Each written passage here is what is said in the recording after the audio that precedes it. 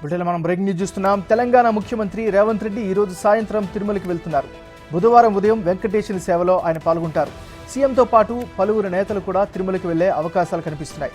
తెలంగాణ ముఖ్యమంత్రిగా బాధ్యతలు స్వీకరించాక ఆయన తొలిసారి తిరుమల వెళ్తున్నారు. తిరుమల తిరుపతి దేవస్థానం అధికారులు సీఎంకు ఘన స్వాగతం పలకనున్నారు.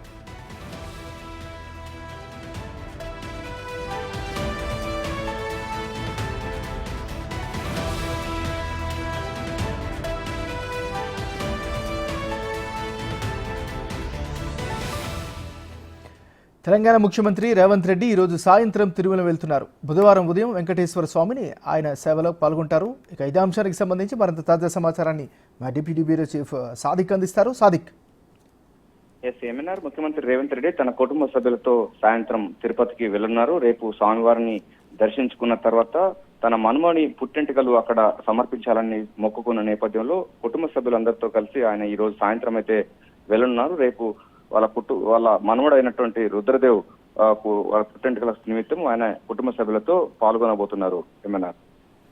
Okay, right. Thank you Sadiq.